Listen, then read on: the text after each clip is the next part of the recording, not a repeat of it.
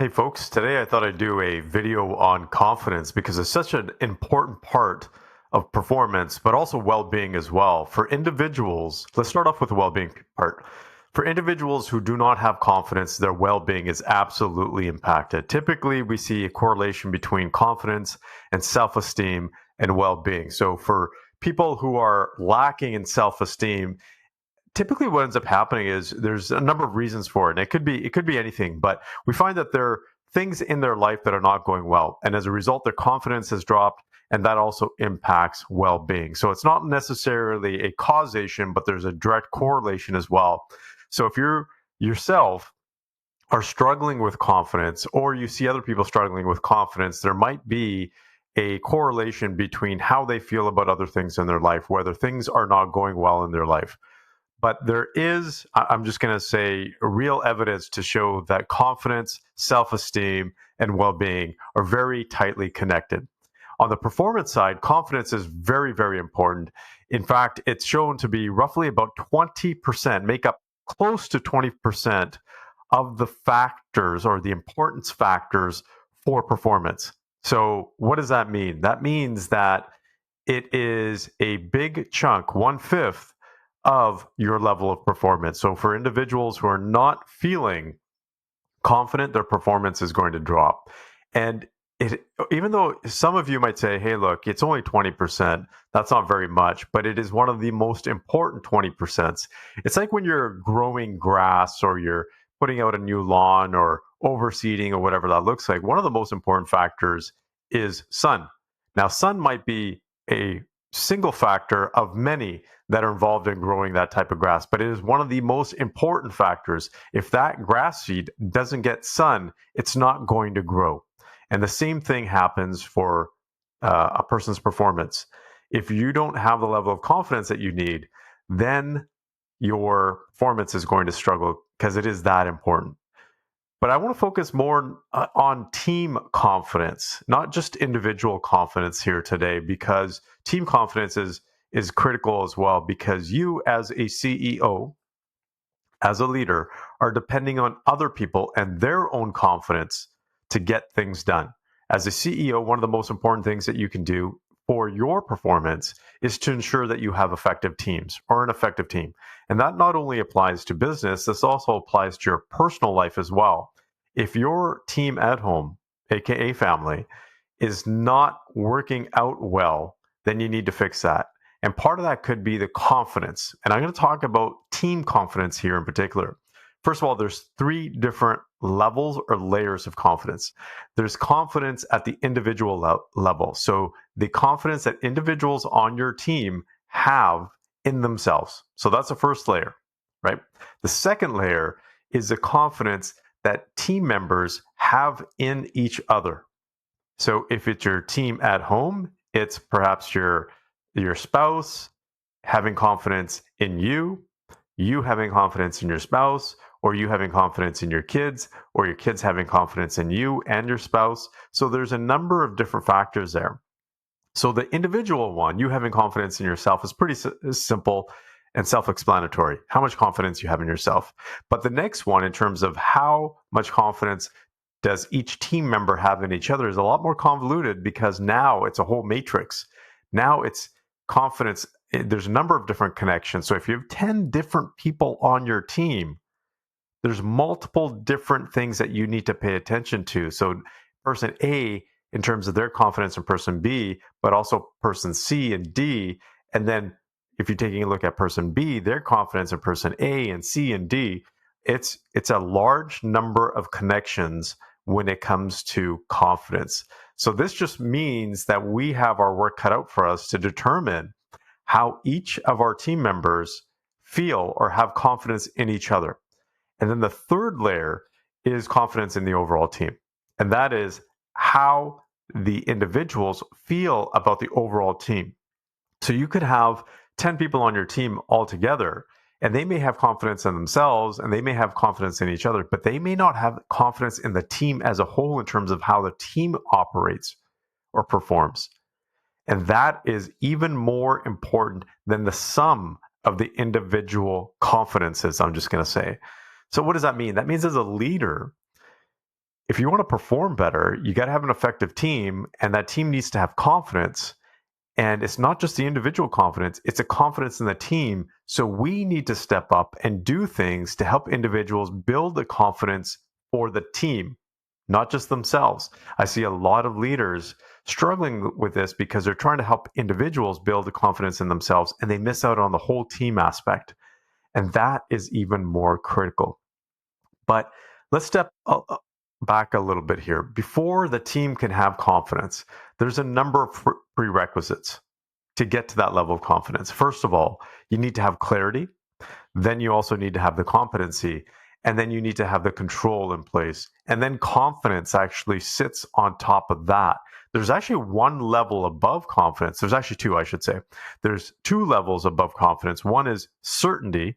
And the difference between confidence and certainty is that confidence is, yes, we can make this happen, or yes, we can do this. And certainty is, we will make it happen, or we will do this. It's a different level of certainty, right? So it's a different level of faith.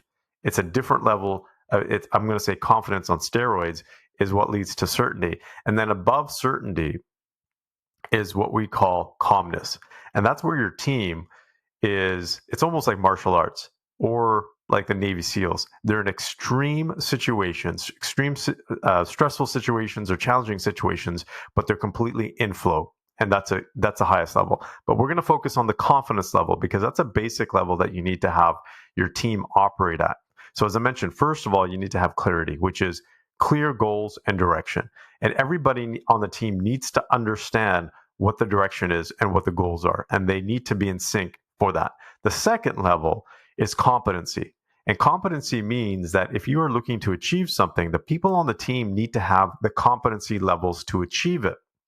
And the team needs to have competency. So just like confidence, there's individual competency and then there's team competency. So just because you have 10 people on a team and they're all great at what they do individually doesn't mean that they have competency as a team. Those are two different things. Competency requires control mechanisms. It's how, that's the control part. Competency means that the team understands each other's roles as well as their individual roles. And that's what leads to the control factor. That's how the team operates now. So each person on the team understands the other person's role and they have clear guidelines and expectations. So one way to establish control, and I'm not talking about the authoritarian control or the dictator type of approach control. This is a team being able to control itself and maneuver itself effectively. So think of a flock of birds. If you ever watch those amazing, like thousands of birds are able to turn on a dime, it's because they have control of the system. They have control over the team or the flock. And that's why you need to have this for your own team. And that comes from having a team playbook. By putting in place a team playbook with expectations, guidelines, key attributes about the teams, what's expected, what you do and what you don't do, you can clearly outline how the team is going to operate. Therefore, you're going to have the controls in place. So the clarity comes from goals, having a vision, having everybody on board. Competency comes from identifying how you're actually going to achieve the goals and what the gaps are, what competency gaps in particular are required, and building on those competency gaps. And then you have the control layer, which is the roles, the expectations, the playbook, right? That's what leads to the team operating well. After you've established those three things, then you have confidence. And it's really interesting because you can apply this to your work environment, but also to your family environment, as I mentioned before. And I see this a lot with CEOs is they have a chaotic family environment. Not all of them, but many of them. And it's because they don't have those three layers. The family is missing out on confidence as a whole, as a team, because there's no clarity. There's no real clear direction or goals. With my family, we do family boards and we make sure that we're all in tune with not only each other's goals, but the family has goals as a whole as well. And then the next layer is competency. If the family doesn't have goals, then how are you going to determine what competency each person needs to have? And then if you haven't established the competency, how are you going to establish the control mechanisms? That's why a lot of families are chaotic, is because they don't have the competency, and because that they haven't established competency based on not having shared goals and a vision for the family. Then you can get to the confidence. Now, for some of you who may be thinking, yeah, you know what, I do this all the time at work. I put systems and processes in place and visioning and doing all these kinds of things. The last thing I want to do is do this in my family. I can tell you though, you don't have to take it to the same extent, but just by making it fun and implementing these things in your family, it will make your life easier. You will perform better. And there is no line between work and personal life these days for CEOs. And that's why it's very important to have a high performing team at work, but also having a high performing family. Because if your family is struggling, if your family is chaotic, and your family doesn't have the level of confidence that they want, you're going to be putting more time and energy into that area, which is going to take away from your performance at work. And so the reason why I'm doing this video, particularly on confidence, is because I'm seeing confidence in CEOs drop. And it may not be dropping because of the work performance. It may be dropping because of the family performance. In fact, I'm seeing more of that these days because the level of mental health challenges have gone up. Social isolation through COVID went up. We're seeing more challenges in terms of people lacking the drive and inspiration, not only on the work front, but on the personal side as well. There's a general sense of, I'm going to say, negativity, particularly in North America, where the economy is, you can say, so-so. Interest rates are higher. Housing prices have skyrocketed. Inflation has skyrocketed. So all of these factors are coming into play when it comes to how people are feeling, how engaged they are, how driven they are, how inspired they are.